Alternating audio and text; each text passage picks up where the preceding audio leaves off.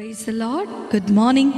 మన ప్రభువైన యేసుక్రీస్తు వారి నామమున మీ అందరికీ కూడా ఈ ఉదయకాల శుభములను తెలియజేస్తూ ఉన్నాను.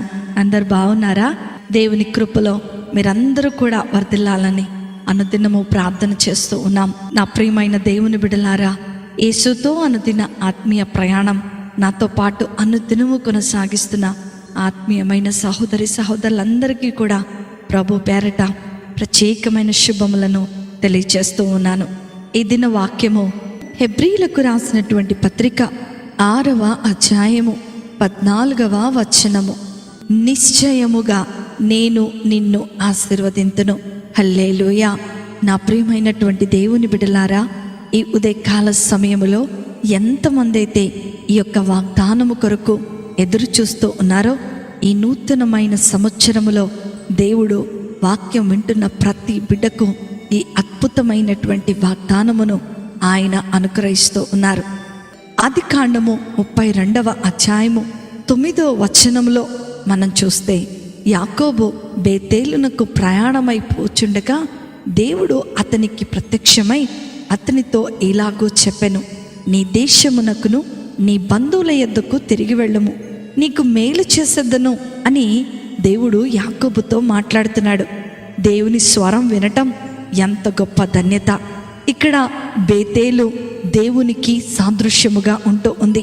బేతేలుకు సమీపముగా యాకోబు ప్రయాణమవుతున్నాడు. ఎప్పుడైతే దేవుడు యాకోబును ఇష్టపడ్డాడో, ఎన్నో సంవత్సరాల క్రిందట చేసినటువంటి గొప్ప వాగ్దానములను యాకోబు జీవితంలో నెరవేరుస్తూ వచ్చారంట. సంపూర్ణమైనటువంటి ఆశీర్వాదమును యాకోబు జీవితంలో అనుగ్రహించబడినట్లుగా మనము ఆదికాండము 28వ అధ్యాయములో చూడగలం. నిజమే, మన జీవితంలో కూడా దేవుని యొక్క వాగ్దానము నెరవేర్చబడకుండా ఏమైనా ఆటంకంగా నిలబడి ఉన్నాయేమో, అడ్డముగా నిలబడుతూ ఉన్నాయేమోనని ఒక్కసారి మనల్ని మనం పరీక్షించుకోవాలి. నా ప్రియమైన దేవుని బిడ్డలారా, ఈరోజు ప్రభు నీకు అనేకమైన ఆశీర్వాదాలను ఇవ్వగోరుతున్నాడు. యాకోబును ఆశీర్వదించిన దేవుడు నిన్ను కూడా ఆశీర్వదించటానికి ఆయన సిద్ధముగా ఉన్నాడు. అయితే మన యొద్ద నుండి ఆయన కోరుకుంటున్నది ఏంటో తెలుసా? మన ఇంటిలోనున్నటువంటి అన్యమైన వాటిని తీసి పారవేసి బేతేలునకు ఎప్పుడైతే ప్రయాణమయ్యాడో, అప్పుడు తన వాగ్దానము యొక్క నెరవేర్పును యాకోబు తన జీవితంలో చూసినట్లుగా మనం చూస్తూ ఉన్నాం.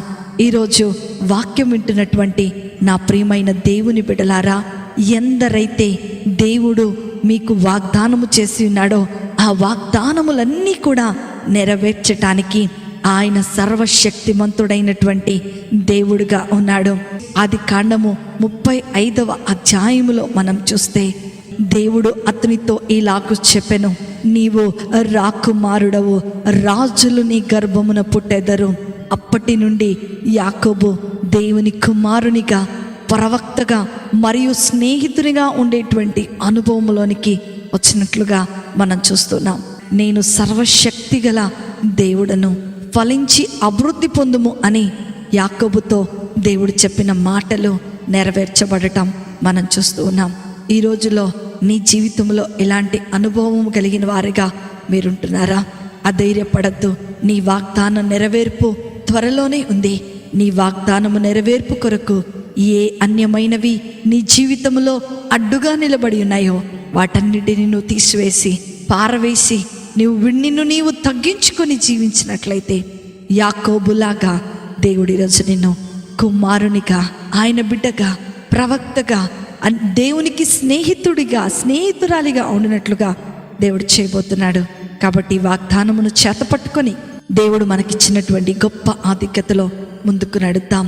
అట్టి కృప, ధన్యత, ఆశీర్వాదము వాక్యం వింటున్న దేవుని పిల్లలైన మీ అందరికీ కూడా అనుగ్రహించబడును గాక. ఆమేన్. ప్రార్థన చేసుకుందామా? మమ్మల్ని మిక్కిలిగా ప్రేమించిన మా ప్రియ పరలోకపు తండ్రి, ఈ ఉదయకాల సమయంలో మీరు చేసిన వాగ్దానమును బట్టి మీకు వందనాలు. ఈ వాగ్దానము మా జీవితంలో మీరు నెరవేర్చండి. వాగ్దానము అడ్డుగా నిలబడుతున్న ప్రతి అడ్డుగోడను, ప్రతి చీకటిని ప్రభా మీరు పారద్రోలినైనా నీ వాగ్దానము మా జీవితంలో నెరవేర్చున్నందుకే మీకు వందనాలు చెల్లిస్తున్నాను. మా ఆశీర్వాదమునకు ఏదైతే నాయన అడ్డుగా వస్తూ ఉందో నాయన వాటన్నిటినీ కూడా మీరు బంధించి నజరేయుడైన యేసుక్రీస్తును శక్తి కలిగిన నామములో సంపూర్ణమైన ఆశీర్వాదమును పొందుకున్నట్లుగా మీరు మాకు శక్తిని అనుగ్రహించమని నజరేయుడైన యేసుక్రీస్తును శక్తి కలిగిన నామములో అతి వినయముతో అడిగి వేడుకొనుచున్నాను తండ్రి. Amen, amen, amen. ప్రభు మిమ్ములను మీ కుటుంబాలను దీవించునుగాక. ప్రేమతో మీ సహోదరు శరీఫా జోసెఫ్.